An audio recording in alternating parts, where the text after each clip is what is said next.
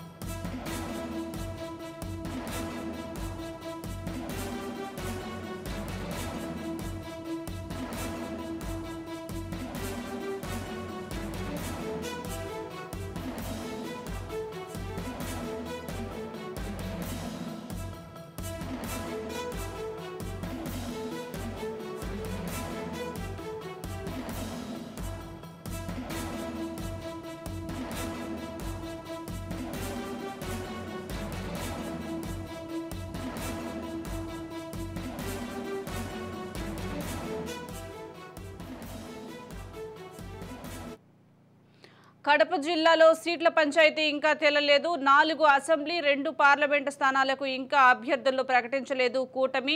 TDP కోటాలో మిగిలినవి 5 assembly 4 parliament స్థానాలే కావడంతో ఉత్కంఠ నెలకొంది. గెలిచే స్థానాలను వదులుకోవద్దంటూ చంద్రబాబుపై జిల్లా నేతలు ఒత్తిడి తెస్తున్నారు. ఎటూ తేలకపోవడంతో మూడో లిస్టులో కూడా కడప జిల్లాకు చోటు దక్కలేదు. జిల్లాలోని జమ్మలమడుగు, బద్వేల్, రాజంపేట, రైల్వే కోడూరులో అభ్యర్థులు తేలలేదు.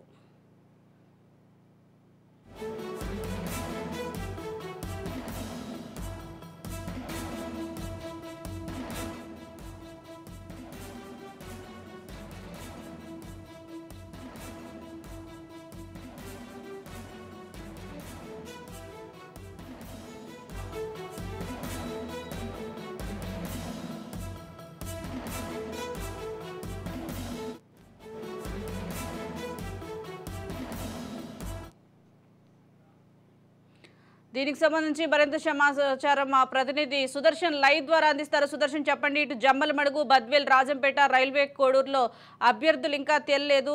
కూటమిలో భాగంగా ఎవరికి ప్రకటించే అవకాశం ఉందంటారు? ఎఫెక్ట్ ఎక్కువగా కడప జిల్లా మీద పడిందని చెప్పవచ్చు ఈసారి. ఎందుకంటే కడప జిల్లా వైఎస్ రాజశేఖర రెడ్డి ఉన్నప్పటి నుంచి కూడా కాంగ్రెస్ కు, తర్వాత జగన్ కు కంచుకోటగా ఉంది. అయితే ఈ అనుభవాలన్నింటినీ దృష్టిలో పెట్టుకొని టీడీపీ నేతలు గత ఓడిపోయినప్పటి నుంచి కూడా చాలా పెద్ద ఎత్తున కొన్ని నియోజకవర్గాల్లో వర్కౌట్ చేస్తూ ఉన్నారు. ప్రతి కార్యక్రమాన్ని విజయవంతం చేసుకుంటూ ఉన్నారు.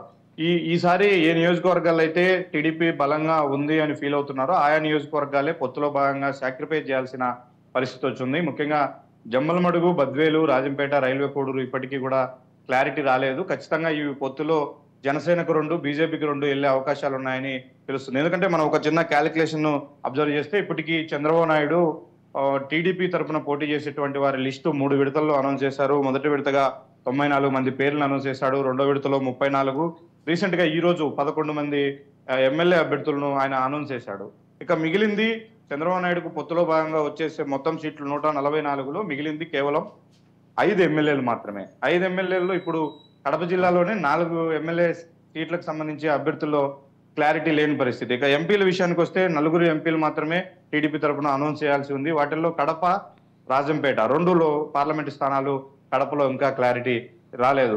జమ్మలమడుగు విషయానికి వస్తే అక్కడ బీజేపీ నుంచి ఆదినారాయణ రెడ్డి గట్టిగా సీట్ అడుగుతున్నారు. టీడీపీ నుంచి స్వయాన వాళ్ళ అన్న కొడుకు భూపేశ్ రెడ్డి ఈ మధ్య పాదయాత్రలు చేసి అక్కడ పార్టీ కార్యక్రమాలను నిర్వహించారు. ఖచ్చితంగా ఆ సీటు టీడీపీకి ఇస్తే గెలుపు అవకాశాలు ఉంటాయంటూ కూడా అక్కడ చంద్రబాబు నాయుడు పైన ఒత్తిడి తెస్తున్న పరిస్థితి కనిపిస్తుంది. అయితే బీజేపీ అధిష్టానం మాత్రం ఖచ్చితంగా అక్కడ ఆదినారాయణ రెడ్డి దింపాలి. ఎందుకంటే లాస్ట్ టైం స్థానిక సంస్థల ఎన్నికల్లో అక్కడ చాలా మంది సర్పంచులను గెలిచాము, ఎంపీటీసీలను గెలిచాము అని వాళ్ళు ఒక ఈక్వేషన్ తెస్తూ ఉన్నారు. ఇక బద్వేల్ విషయానికి వస్తే బద్వేల్లో లాస్ట్ బై ఎలక్షన్ జరిగింది. అప్పుడు టీడీపీ పోటీలో లేదు, వైసీపీ వర్సెస్ బీజేపీ జరిగింది. అప్పుడు 23,000 ఓట్లకు పైగా బీజేపీ అక్కడ గెయిన్ చేసుకోగలిగింది. వాటిని ఇప్పుడు క్యాలిక్యులేట్ చేసుకుని ఖచ్చితంగా ఆ సీటు బీజేపీ కావాలని అడుగుతుంది. అయితే అక్కడ దివంగత మంత్రి వీరారెడ్డి వారసుడిగా రితీష్ రెడ్డి వచ్చాడు, పాదయాత్ర చేసుకున్నాడు. ఈసారి ఖచ్చితంగా ఎస్సీ రిజర్వ్ నియోజకవర్గం అయినప్పటికీ మంచి అభ్యర్థిని బిరులదించి గెలిపించుకోవాలన్న ఆలోచనలో వాళ్ళు ఉన్నప్పటికీ ఆ సీట్ ఇప్పుడు బీజేపీకి వెళ్లే అవకాశాలు ఉన్నాయి. ఇక అన్నమయ్య జిల్లా పరిధిలోకి వస్తే రాజంపేట, రైల్వే కోడూరు రెండు కూడా అక్కడ బలిజ సామాజిక వర్గం ఓట్లు ఎక్కువగా ఉంటాయి. ఫస్ట్ నుంచి కూడా కొంత అక్కడ జనసేన యాక్టివిటీస్ ఎక్కువగా ఉన్నాయి. జనసేన నుంచి రాజంపేట నియోజకవర్గానికి వస్తే ముగ్గురు అభ్యర్థులు ఆ, ఆశావహులు ఉన్నారు.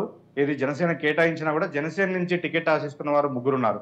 ఇక రైల్వే కోడూరుకు సంబంధించి అక్కడ కూడా ఇద్దరు ముగ్గురు ఆశావహులు ఉన్నారు.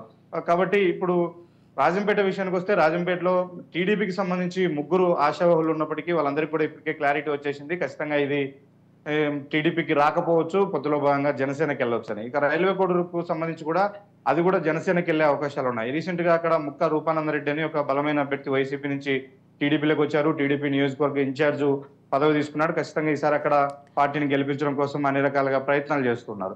అయితే రైట్.